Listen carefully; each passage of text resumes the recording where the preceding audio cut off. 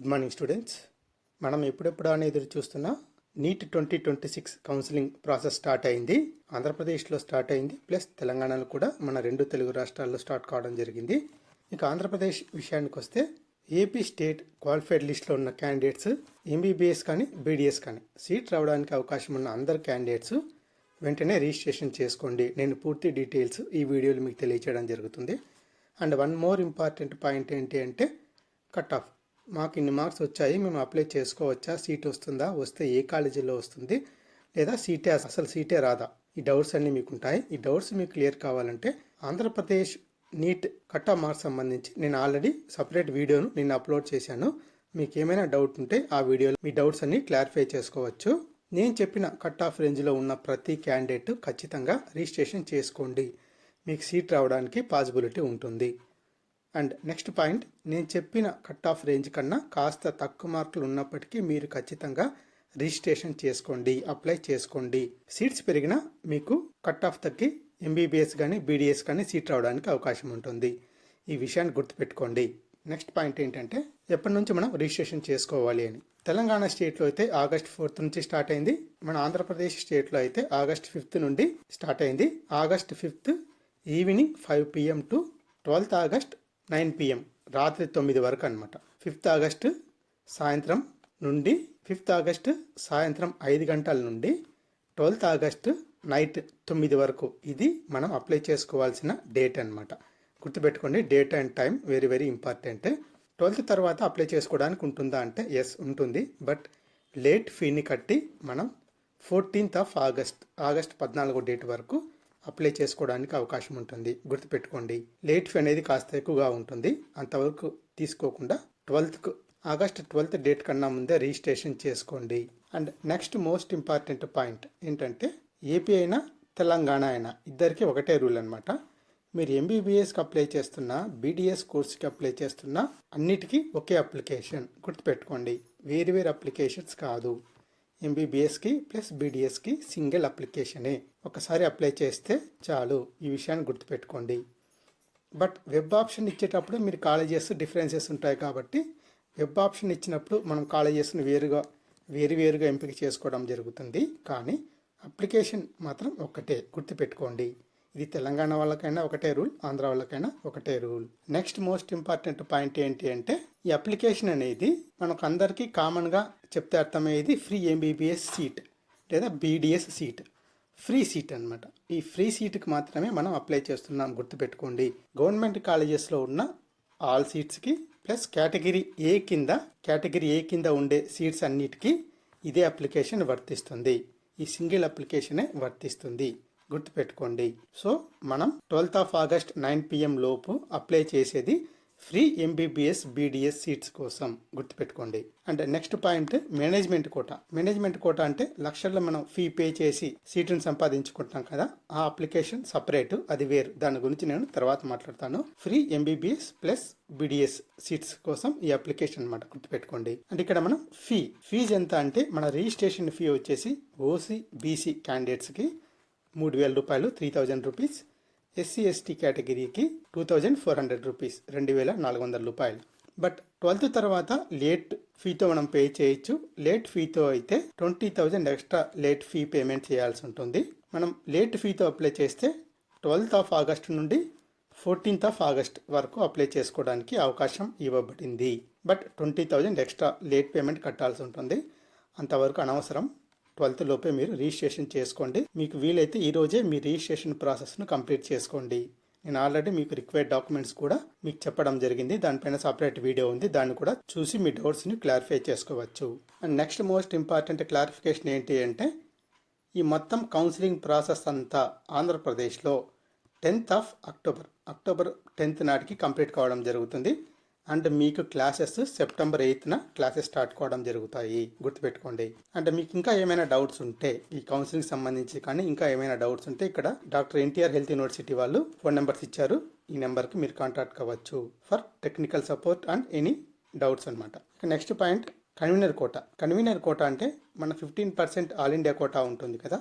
ఈ 15% all India quota కాకుండా మన స్టేట్ కోటాలో 85% సీట్స్లో ఉండే ఆల్ గవర్నమెంట్ సీట్స్, అంటే ఆల్ గవర్నమెంట్ కాలేజెస్కి వీటిలో మనకు 50% ఫ్రీ సీట్స్ ఉంటాయన్నమాట.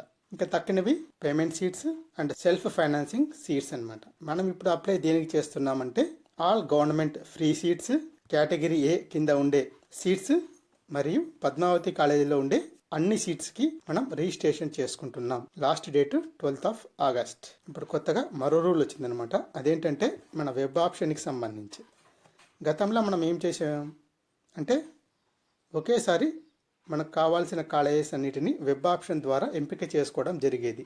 ఇది గతం. బట్ ఈసారి ఏం చేశారంటే స్టూడెంట్ ఫ్రెండ్లీగా ఉండే విధంగా కొత్త రూల్ని తీసుకురావడం జరిగింది. ఆ రూల్ ఏంటంటే మనం ప్రతి రౌండ్కి మన వెబ్ ఆప్షన్స్ని మార్చుకోవచ్చు, లేదా కొత్తగా సపరేట్గా ఇచ్చుకోవచ్చు, కొత్త కాలేజెస్ని ఎంపిక కూడా చేసుకోవచ్చు. ఇలా ఫస్ట్ 3 రౌండ్స్ వరకు ఈ అవకాశాన్ని మనకు కల్పించడం జరిగింది. ఇది మోర్ స్టూడెంట్ ఫ్రెండ్లీ రూల్ అనమాట, గుర్తుపెట్టుకోండి. గతంలో ఎలా ఉండేది, ఒకసారి వెబ్ ఆప్షన్ ఇచ్చిన తర్వాత మనం చేంజ్ చేసుకునే అవకాశం లేకుండా ఉండేది. బట్ ఈసారి ఎవ్రీ రౌండ్కి మన ఆప్షన్ చేంజ్ చేసుకోవచ్చు, కొత్త కాలేజెస్ని చూస్ చేసుకోవచ్చు అనమాట. కొత్త కాలేజెస్కి పర్మిషన్ వస్తే ఆ కాలేజెస్ కూడా మనం ఎంపిక చేసుకోవడానికి అవకాశం ఉంటుంది. అంటే ఫర్ ఎగ్జాంపుల్ మనకు మంచి మార్క్స్ ఉండి బెస్ట్ ర్యాంక్ ఉండి మనం ఫస్ట్ రౌండ్లో పార్టిసిపేట్ చేస్తే, ఫస్ట్ రౌండ్ కౌన్సిల్లో పార్టిసిపేట్ చేస్తే మనకు మంచి కాలేజ్ రాకపోవచ్చు, మనకి డిస్సాటిస్ఫాక్షన్ కలగచ్చు అనమాట. సో అప్పుడేం చేయాలి, మనం వెంటనే సెకండ్ రౌండ్లో మనకు నచ్చిన కాలేజెస్కి వెబ్ ఆప్షన్ ఇచ్చుకోవడానికి అవకాశం ఈసారి కల్పించడం జరిగింది. ఒకవేళ సెకండ్ రౌండ్లో కూడా మనకు బెస్ట్ కాలేజ్ రాకపోతే మళ్ళీ అగైన్ థర్డ్ రౌండ్లో కూడా మన ఆప్షన్స్ని చేంజ్ చేసుకోవచ్చు, గుర్తుపెట్టుకోండి.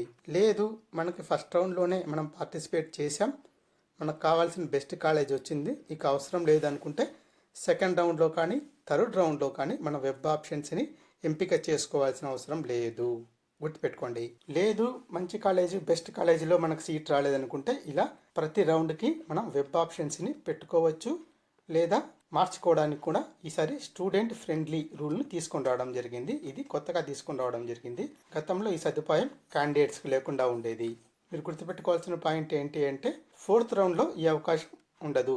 కారణం 4th రౌండ్లో మనకు ఏ కాలేజీలో సీట్ వస్తే ఆ కాలేజీకి వెళ్ళి జాయిన్ కాక తప్పదనమాట.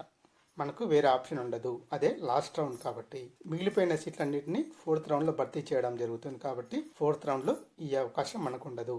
ఈ డిఫరెన్స్ని మీరు గమనించాలి. నెక్స్ట్ రూల్ ఫ్రీ ఎగ్జిట్ అనమాట. కొంతమంది క్యాండిడేట్స్ 15% ఆల్ ఇండియా కోటాలో సీట్ రావడానికి అవకాశం ఉన్నప్పటికీ లేదు మన రాష్ట్రంలోనే ఉండాలి అని చెప్పి 85% స్టేట్ రౌండ్ కోటాలో పార్టిసిపేట్ చేయడం జరుగుతుంది అనమాట. బట్ కొన్ని సందర్భాల్లో లక్కీ ఆర్ అన్లక్కీ మనం అనుకున్న కాలేజీలో మనకి ఎంబీబీఎస్ సీట్ వచ్చినప్పటికీ మనం అక్కడికి వెళ్ళి అక్కడ పరిస్థితులు చూసిన తర్వాత మనకు ఆ కాలేజ్ నచ్చకపోవచ్చు కొన్ని సందర్భాల్లో. ఎందుకంటే అక్కడ మనకు కావాల్సిన ఫెసిలిటీస్ కానీ హాస్టల్ కానీ లేదా క్వాలిటీ ఆఫ్ టీచింగ్ ఫ్యాకల్టీ కానీ ఇలా వేరియస్ కారణాల వల్ల మనకు నచ్చకపోవచ్చు. మనం గతంలో మనకు మంచి స్కోర్ వచ్చింది, బెస్ట్ ర్యాంక్ వచ్చింది, పలాని కాలేజీలో నేను సీట్ ఎంపిక చేసుకోవాలి అనే ఒపీనియన్ మనకు కలిగి ఉండొచ్చు. బట్ సీట్ వచ్చిన తర్వాత అక్కడికి వెళ్ళిన తర్వాత మనకు అక్కడ పరిస్థితుల కారణంగా మనకు నచ్చకపోవచ్చు. అప్పుడు మనం ఇంతకన్నా బెస్ట్ మనకు 15% ఆల్ ఇండియా కోటాలో బెస్ట్ కాలేజ్ వచ్చే అవకాశం ఉంది కదా అని భావించి 15% కోటాలో కూడా వెళ్ళొచ్చు అనమాట. అప్పుడు కూడా సెకండ్ రౌండ్ థర్డ్ రౌండ్ కౌన్సిలింగ్లో పార్టిసిపేట్ చేసి ఆల్ ఇండియా కోటా కింద మనం మన సీట్ని కన్వర్ట్ చేసుకోవచ్చు. That is called free exit అనమాట. అది ఎప్పుడు చేసుకోవాలి అంటే మన కౌన్సిలింగ్ జరిగే సమయంలోనే ఒక ఫిక్స్డ్ డేట్ని కేటాయించడం జరుగుతుంది. ఆ డేట్ రోజున మనం 15% ఆల్ ఇండియా కోటా కింద మన సీట్ని మార్చుకోవచ్చు.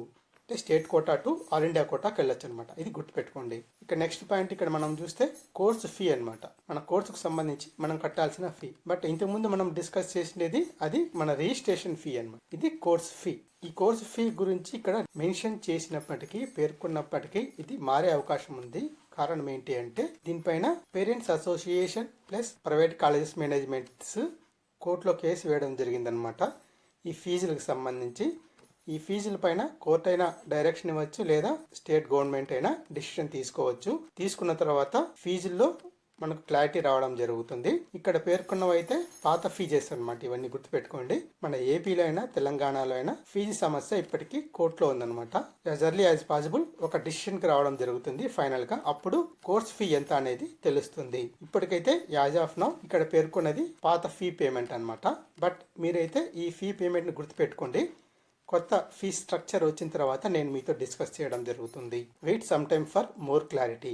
ఇక నెక్స్ట్ ఏంటి అంటే ఇక్కడ మీరు క్లియర్ గా చూడొచ్చు డిస్కంటిన్యూషన్ ఫీ అన్నమాట. అంటే మెజారిటీ క్యాండిడేట్స్ ఏం చేస్తారంటే ముందు ఏదో ఒకటి సీట్ రాని ఏదో ఒక కాలేజీలో జాయిన్ అయిపోదామని బీడీఎస్ కోర్స్కి జాయిన్ అవుతారనమాట. అంటే కష్టపడి బాగా హార్డ్ వర్క్ చేసి జస్ట్ ఒక 2-3 మార్క్స్ లోనో లేదా 2-3 క్వశ్చన్స్ మిస్టేక్ చేయడం, ఎగ్జామినేషన్ లో మిస్టేక్ చేయడం కారణంగానో స్కోర్ కాస్త తగ్గి ఎంబీబీఎస్ సీట్ రావాల్సిన వారు బీడీఎస్ సీట్ ని తీసుకోవాల్సిన పరిస్థితులు ఏర్పడతాయి అన్నమాట. అటువంటి సందర్భంలో మెజారిటీ ఆఫ్ ద క్యాండిడేట్స్ ప్రస్తుతానికి ఈ అకాడమిక్ ఇయర్ లో బీడీఎస్ కోర్సులో జాయిన్ అయి తమ ప్రిపరేషన్ ను కొనసాగిస్తూ నెక్స్ట్ ఇయర్ కష్టపడి హార్డ్ వర్క్ చేసి తమ లక్ష్యాన్ని సాధించుకొని బెస్ట్ ర్యాంక్ ని సాధించుకొని ఎంబీబీఎస్ సీట్ రావడానికి కావాల్సిన స్కోర్ ను సంపాదించుకోవడం జరుగుతుంది అనమాట. ఈ అకాడమిక్ ఇయర్ లో మనం చదువుతున్న బీడీఎస్ కోర్సును క్యాన్సిల్ చేసుకోవడం జరుగుతుంది. ఆ క్యాన్సిలేషన్ ఫీజు ఇక్కడ పేర్కొన్నారు చూడండి. ఎంబీబీఎస్ కి అయితే 3 lakhs, బీడీఎస్ కి అయితే 1 lakh అనమాట. ఈ పీడిఎఫ్ ను డౌన్లోడ్ చేసుకుని ఒకసారి స్టడీ చేయండి. మీకు ఇంకా ఏమైనా కొత్త డౌట్స్ ఉంటే కామెంట్ చేయండి. నెక్స్ట్ మనం కిందికి వస్తే ఇక్కడ రిక్వైర్డ్ డాక్యుమెంట్స్ గురించి మెన్షన్ చేశారు. నేను దీని గురించి పూర్తిగా సపరేట్ గా డిస్కస్ చేయను. కారణం ఏంటంటే నేను ఆల్రెడీ రిక్వైర్డ్ డాక్యుమెంట్ పైన సపరేట్ వీడియో చేశాను. Doctor NTR university of health sciences already మనకు స్టేట్ క్వాలిఫైడ్ లిస్ట్ దానికన్నా ముందే ఒక పబ్లిక్ నోటీస్ ద్వారా మనకి రిక్వైర్డ్ డాక్యుమెంట్స్ ని ముందే సిద్ధం చేసుకోమని చెప్పి లిస్ట్ ఇవ్వడం జరిగింది. అదే లిస్ట్ ని ఇక్కడ తీసుకొచ్చి మెన్షన్ చేయడం జరిగింది. నేను దీని గురించి ఆల్రెడీ డిస్కస్ చేశాను. డిస్కస్ చేసిన పాయింట్ ని మరోసారి డిస్కస్ చేయడం అనవసరం కదా. మీకు ఏమైనా డౌట్స్ ఉంటే ఆ వీడియో చూడండి. అండ్ ఇక్కడ ఈ సైజు కూడా చూసుకోండి. ఈ సైజు కన్నా తక్కువ ఉండే విధంగా మీ ఆల్ ఒరిజినల్ డాక్యుమెంట్స్ ని పీడిఎఫ్ రూపంలో మీ సెల్ ఫోన్ లో లేదా మీ పెన్ డ్రైవ్ లో చేసి పెట్టుకోండి. ఏ ఒక్క సర్టిఫికేట్ మిస్ అయినా మీ MBBS seat, BDS seat miss అయినట్టే గుర్తుపెట్టుకోండి. సెప్టెంబర్ 8న మీ క్లాసెస్ స్టార్ట్ అవుతాయి. అంటే రాబోయే 2 months లో 85% స్టేట్ కోటా కౌన్సిలింగ్ కంప్లీట్ కావడం జరుగుతుంది. అండ్ ఫైనల్ గా మీ కేటగిరీ గురించి కానీ లేదా ఓపెన్ కాంపిటీషన్ గురించి కానీ కట్ ఆఫ్ సంబంధించి మీకు ఏమైనా డౌట్స్ ఉంటే AP NEET counselling cut off సంబంధించి నేను సపరేట్ వీడియో చేశాను. ఆ వీడియో మీరు చూడొచ్చు. అండ్ మీకు ఏమైనా డౌట్స్ ఉంటే కామెంట్ బాక్స్ లో కామెంట్ చేయండి. ఇక నెక్స్ట్ వీడియో వీటన్నిటికన్నా ముఖ్యమైనది వెబ్ ఆప్షన్ సంబంధించిన వీడియో చేస్తాను. మీ ఆర్డర్ ఆఫ్ ప్రియారిటీ కాలేజెస్ కి ఎలా పేర్కొనాలో, ఎలా ఎంపిక చేసుకోవాలో తెలియజేస్తూ మీకు నెక్స్ట్ వీడియోలో వెబ్ ఆప్షన్ గురించి ఎక్స్ప్లెయిన్ చేయడం జరుగుతుంది. మీకు ఏమైనా డౌట్స్ ఉంటే కామెంట్ బాక్స్లో కామెంట్ చేయండి. Thank you for watching this video.